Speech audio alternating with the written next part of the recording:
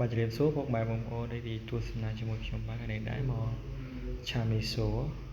ជាមួយសាច់ជ្រូកកញ្ច្រាំបាទពុកម៉ែបងប្អូននេះដែរជាសាច់ជ្រូកកញ្ច្រាំដែលខ្ញុំបានកញ្ច្រាំរួចពុះបន្លែវិញខ្ញុំដាក់ការ៉ុត1ផ្លែផ្សិតជាកណ្ដាលមានបង្គាជាហ៊ឺនិងស្លឹកខ្ទឹមពេលនេះដែរចាប់ផ្ដើមបំពងខ្ទឹមសចំពោះការបំពងខ្ទឹមសនេះដែរគឺខ្ញុំកូរត្រឡប់ដើម្បីឲ្យខ្ទឹមសជាមួយខ្លាំងបានឡើងក្រហមបន្តិច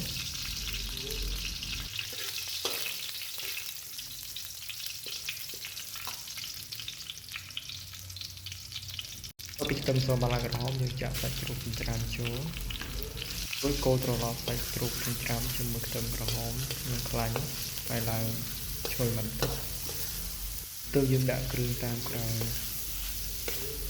ពេលនេះដែរគឺខ្ញុំដាក់ស្ករសចំនួន1ស្លាបព្រាបាយកន្លះ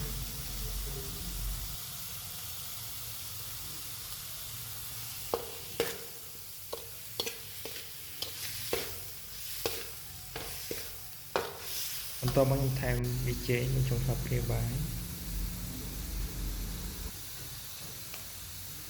បន្តមកទៀតថែមអំបិល1ចុងស្លាបព្រាបាយដែរពួកអំបិលនេះដែរគឺខ្ញុំថែមរៀងតិចបន្តិចដើម្បីដាក់ទឹកត្រីបន្ថែមធ្វើឲ្យក្លិនឈ្ងុយ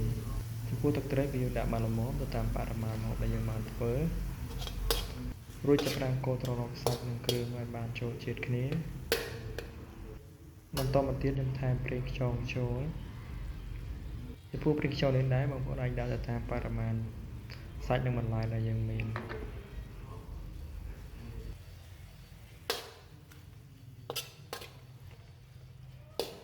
តពីកូរសាច់និងគ្រឿងបានចូលជាតិគ្នាល្អរួចដាក់ផ្សិតជាកណ្ដាលចូលបង្គាជាហ៊ឺបន្ទាប់មកធ្វើការកូរត្រឡប់សាច់និងគ្រឿងដែលយើងបានដាក់បន្ថែមឲ្យចូលជាតិគ្នាបានល្អបន្តមកទៀតខ្ញុំថែមម្រេចបន្តិច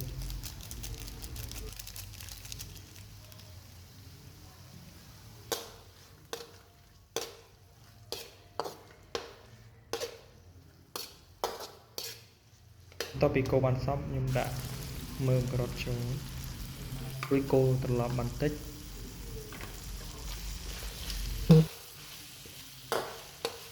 បន្តមកទៀតខ្ញុំដាក់មើមខ្ទឹមបារាំងចូលពួកមើមខ្ទឹមបារាំងនេះដែរគឺខ្ញុំដាក់1ផ្លែ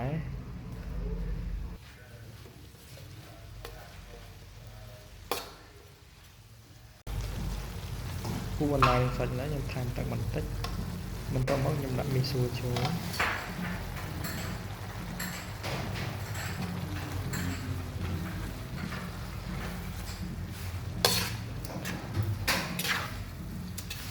ពេលនេះដែរឆាមីសួររបស់ខ្ញុំក៏បានឆ្អិនបាទពុកម៉ែបងប្អូននេះដែរជាលទ្ធផលឆាមីសួររបស់ខ្ញុំបាទបងប្អូនឆ្លាញ់ពេញចិត្តសូមជួយ like និង follow page របស់ខ្ញុំមួយផងសូមអរគុណច្រើន